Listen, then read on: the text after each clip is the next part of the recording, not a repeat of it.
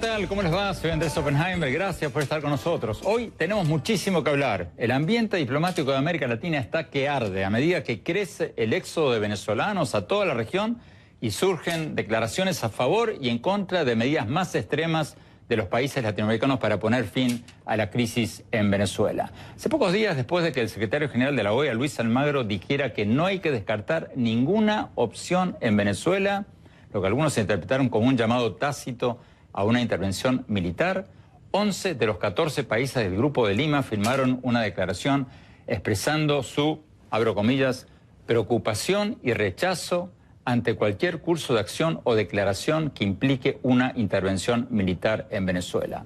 Cierro comillas. La declaración fue firmada, entre otros, por México, Brasil, Argentina, Chile y Perú, que hasta ahora han sido durísimos críticos del régimen venezolano. Pero no fue firmada, entre otros, por Colombia, el vecino de Venezuela y el país que está sufriendo el impacto más grande de la crisis venezolana. Ya hay más de 1 millón de venezolanos en Colombia y el director de Migraciones de Colombia, Christian Kruger, nos dijo hace poco que estima que ese número se va a duplicar en los próximos 12 meses. ¿Por qué no firmó Colombia esa declaración? Hoy se lo vamos a preguntar al ministro de Relaciones Exteriores de Colombia, Carlos Holmes Trujillo, el hombre que está en el centro de toda esta tormenta. Le vamos a preguntar si es cierto que Colombia no firmó porque no quiere descartar ninguna opción, incluyendo una intervención militar, o por qué. Y después vamos a analizar lo que dijo, lo que nos va a decir el canciller colombiano, con el exfuncionario y académico argentino Guillermo Lustó, que nos visita desde Argentina y sigue todo esto muy de cerca. Y más tarde en el programa vamos a hablar sobre la enorme controversia política en torno del primer aniversario del huracán María en Puerto Rico. Poco después de ese huracán en Puerto Rico, el presidente Trump se dio a sí mismo una calificación de 10 puntos por las tareas de rescate de su gobierno en la isla. Y se vanaglorió 2 semanas después de la tragedia de que solo habían muerto 16 personas, muchísimas menos que en otros huracanes parecidos. Pero después, en mayo de este año, un estudio de la Universidad de Harvard dijo que la cifra verdadera de muertos era de 4.645. Escucharon bien, 4.645. Y ahora, más recientemente, un estudio de la Universidad George Washington, encargado por el gobierno de Puerto Rico, dijo que habían muerto 2.975 personas, casi 3.000 personas. Y la polémica subió de tono nuevamente pocos días atrás, cuando Trump tuiteó, sin citar ninguna evidencia, que la cifra de casi 3.000 muertos no era cierta y que era un invento de los demócratas, presuntamente para desprestigiarlo. Muchos acusaron a Trump de menospreciar la muerte de miles de puertorriqueños y de discriminar contra la isla, un estado libre asociado de Estados Unidos. Y al margen de todo esto, ¿se logró recuperar Puerto Rico de este devastador huracán? ¿O los recursos que mandó Trump fueron tan escasos y llegaron tan tarde que la isla todavía está sumida en una crisis total? Tuvimos en Puerto Rico y les hicimos estas preguntas al gobernador de Puerto Rico, Ricardo Rosselló, y a la alcaldesa Carmen Yulín Cruz. Yo diría que en términos de la... que fueron a la isla y escribieron un informe especial de varios capítulos llamado Puerto Rico, la isla olvidada. Y también vamos a tener con nosotros a Ken Oliver, director de investigaciones del Media Research Center Latino, ex secretario de prensa de la Convención Nacional Republicana, que defiende lo hecho o no hecho por Trump en Puerto Rico. Bueno, vayamos directamente a la noticia del día, al canciller colombiano. Lo encontramos en Bruselas, donde está en gira diplomática. Canciller Carlos Holmes, muchas gracias por estar con nosotros. Andrés, buenas tardes, encantado de saludarlo. Canciller, la pregunta del $1.000.000. ¿Por qué Colombia no firmó esta declaración de 11 países del Grupo de Lima que en síntesis expresa, abro comillas, preocupación y rechazo ante cualquier declaración que implique una intervención militar en Venezuela, cierro comillas? ¿Es que Colombia está a favor de una intervención militar o no descarta una intervención militar? No, Andrés, la situación es perfectamente clara. Nosotros somos miembros del Grupo de Lima, coincidimos con la fundamental tarea que ese grupo cumple. Estamos decididos a continuar actuando política y diplomáticamente conjuntamente con otros miembros de la comunidad democrática internacional para crear condiciones que finalmente hagan posible que el hermano pueblo de Venezuela pueda escoger libremente el gobierno que desee tener. Rechazamos toda actitud bélica y toda actuación violenta y vamos a seguir actuando conforme a esos principios. Con respecto al comunicado, es sencillísima la explicación. No hubo coincidencia total en sus términos, pero hay identidad plena en la inspiración y en los objetivos que dieron lugar a la conformación del Grupo de Lima, y continuaremos actuando con todo el entusiasmo y toda la decisión en ese grupo. Concretamente, canciller, ¿cuáles son los términos con los que no estuvieron de acuerdo? Porque tengo ante mí acá la declaración del Grupo de Lima, o de los 11 países del Grupo de Lima, de los 14, y en realidad, si uno le saca el palabrerío, hay dos términos importantes. Uno, cuando dicen que los países que firman esta declaración apoyan una salida pacífica y negociada, y la otra, cuando dice que expresan su preocupación y rechazo ante cualquier curso de acción o declaración que implique una intervención militar o ejercicio de la violencia, la amenaza o el uso de la fuerza en Venezuela. El resto es palabrerío. ¿Con cuál de estas dos afirmaciones estaban ustedes en desacuerdo? No, la historia sería larga, pero aquí lo importante es dejar perfectamente clara lo que es la posición de Colombia. Actuación política, actuación diplomática, actuación en conjunto con otras naciones democráticas, objetivo crear condiciones para que el pueblo venezolano pueda finalmente escoger libremente el gobierno que desee tener. Eso es lo fundamental, y además reiterar nuestro compromiso con la Carta de la OEA y con la Carta Democrática Interamericana. Eso es lo fundamental. Lo demás ya es anecdótico. Pero a los periodistas nos encanta la anécdota, canciller. ¿Nos podría decir exactamente qué es lo que objetaban del lenguaje, de los términos, como ustedes dicen, de la Declaración de Lima? Le reitero, Andrés querido, que lo fundamental es la claridad con respecto a la posición de Colombia integralmente. Y es bueno repetirla. La posición de Colombia es en favor de mecanismos políticos y diplomáticos que creen condiciones para que los venezolanos puedan escoger libremente el gobierno que desee tener, y vamos a seguir actuando como país conforme a los principios que nos han guiado siempre: la diplomacia, la política, el respeto al derecho internacional y el rechazo a la violencia y al belicismo. Canciller, su embajador en Washington, Francisco Santos, dijo días atrás, y lo cito, abro comillas: necesitamos un compromiso inmediato y colectivo. Ha habido voces que han apostado por una operación militar unilateral, pero pensamos que tiene que haber una respuesta colectiva a esta crisis. Pensamos, y déjeme ser muy claro en esto, que todas las opciones deben ser consideradas, cierro comillas. Algunos interpretaron esto como un llamado tácito o un apoyo tácito a una salida militar, ¿o no? Con respecto a eso, Andrés, yo creo que lo importante son las declaraciones del señor presidente Duque, que se produjeron inmediatamente después de esa versión. Y las declaraciones del presidente Duque van exactamente en la misma dirección que le acabo de señalar. Ningún espíritu belicista, rechazo a la violencia e invocación a los mecanismos políticos y diplomáticos para crear las condiciones a las que me he referido ya varias veces. Canciller, ¿habría alguna circunstancia en que se justificaría una intervención militar en Venezuela? Aquí lo importante es crear condiciones mediante mecanismos políticos y diplomáticos. Eso es lo que nosotros estamos haciendo debido a las responsabilidades que tenemos como miembros de la OEA y como firmantes de la Carta Democrática Interamericana. ¿Cuáles serían concretamente esos mecanismos, canciller? Porque se ha hablado de muchas cosas. En el pasado, el Grupo de Lima había firmado declaraciones convocando a considerar, por ejemplo, el retiro de visas a funcionarios de Venezuela, las sanciones financieras, congelar sus fondos en otros países y ese tipo de medidas.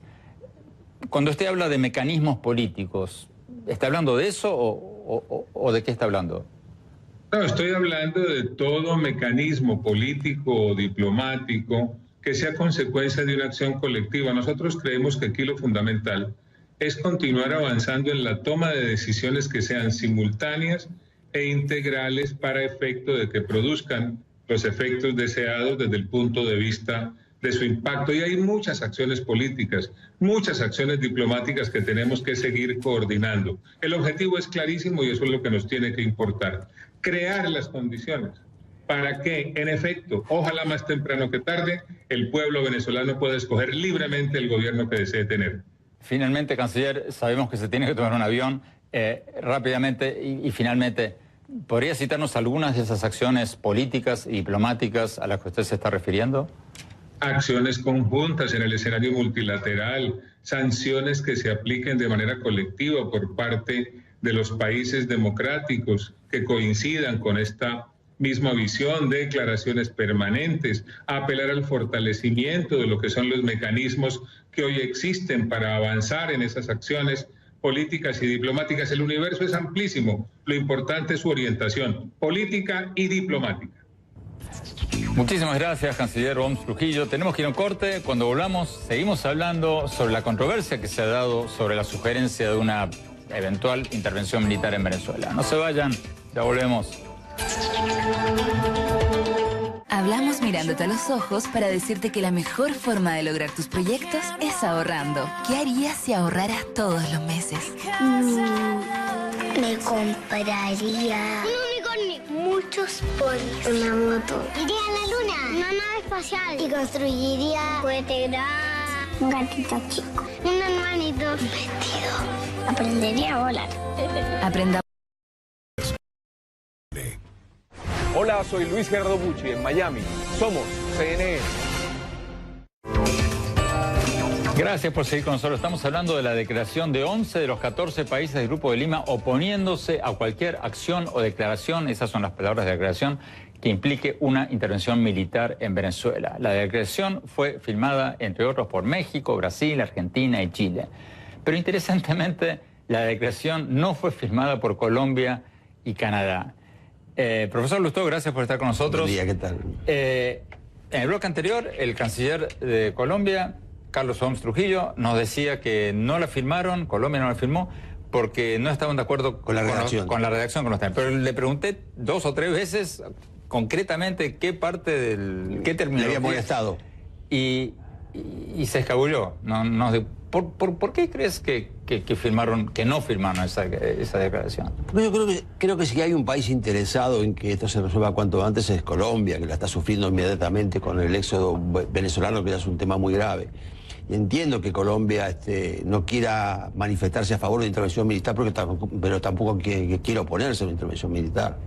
Es decir, no se opone, sí, pero tampoco la quiere descartar porque es un país que es el país que más riesgo corre con respecto a la situación de Venezuela. Bueno, pero ahora sí se están diciendo, por lo menos yo interpreté, tengo que escuchar de vuelta lo que nos dijo recién el canciller, pero pareció ser bastante claro en el sentido de que no apoyan seguro. Una acción y el militar. presidente Duque también se manifestó el otro día que descartaba una intervención militar, y yo creo que tienen razón. ¿Cuán realista es pensar en una intervención militar? Porque hasta ahora lo han insinuado el senador Marco Rubio, el secretario general de la OEA, el embajador de Colombia en Washington, el ex presidente de Bolivia, Tuto Quiroga. Hay varios que ya están diciendo hay que considerar todas las opciones.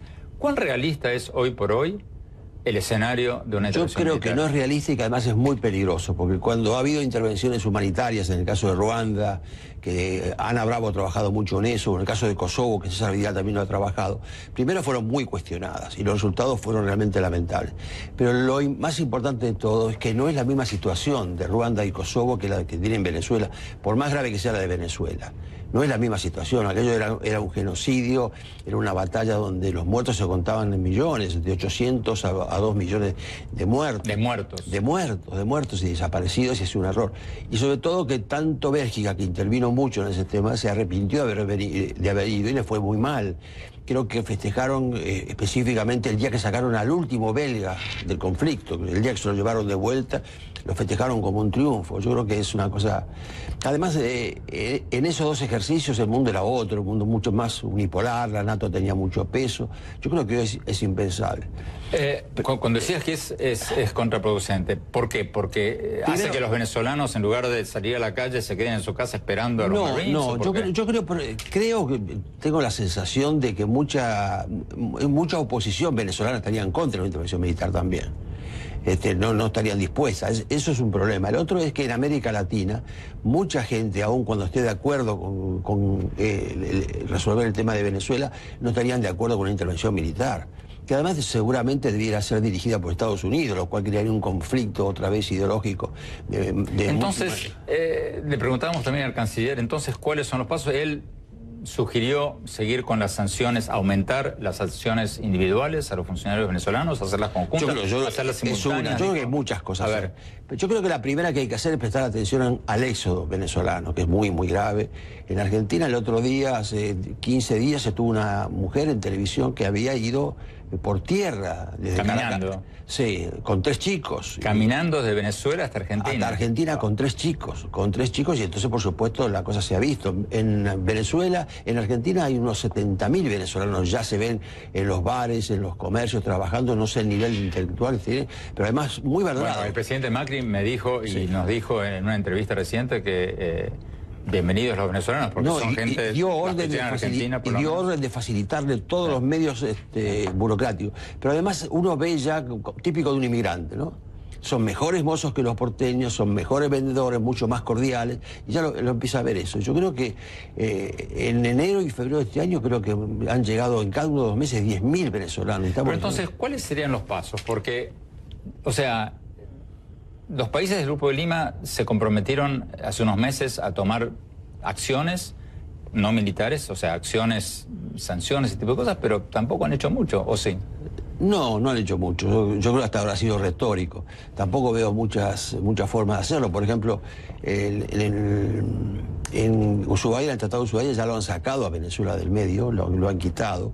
Yo creo que hay una cantidad de cosas que se podrían hacer en contra de los funcionarios venezolanos. Por ejemplo, congelar los fondos que existen, una cantidad de cosas. Hay países que no han roto relaciones con Venezuela todavía. Yo creo que eso sería una bueno, cosa. La mayoría no han roto. La mayoría, o retirar los embajadores. Yo creo que hay una cantidad de cosas, pero no se me ocurre ninguna cosa efectiva que pueda hacer que el gobierno de Maduro termine. Pero entonces, o sea, pero eso parecería darle la razón a quienes dicen hay que actuar militarmente. No, son dos cosas distintas. Primero porque las consecuencias de actuar militarmente serían mucho más graves que lo que está pasando ahora en todo el mundo, inclusive en América Latina. Todas las acciones humanitarias han sido muy cuestionadas y han tenido un resultado bastante poco deseable, así que yo no creo que esa sea la última cosa. Pero yo no veo, lamentablemente, no veo mucha salida para esto, pero la situación que tiene hoy Venezuela no es la que justificaron en su momento las intervenciones humanitarias en Kosovo y en entonces, los pasos así, ¿qué serías? ¿Retiro de visados, sanciones financieras para toda la presión diplomática que se puede ejercer sobre Venezuela? Última pregunta, la ruptura de relaciones, sí, que la mayoría de los países no han hecho todavía. Sí. Algunos países dicen, bueno, pero teniendo una embajada podemos tener contacto con la oposición, podemos incluso acoger a gente perseguida por el régimen, etcétera, etcétera. ¿Cuál de los dos argumentos pesa más? Creo que si están pensando en una intervención militar, que es mucho más grave, yo creo que el paso de romper las relaciones y retirar embajadores es un paso muy serio y demostraría que están seriamente enojados y muy preocupados por la situación de Venezuela. Doctor Lustó, muchísimas gracias. Vamos a un corte rápido y vamos a hablar sobre el escándalo político en torno de la respuesta del gobierno de Trump al huracán María en Puerto Rico. No se vayan.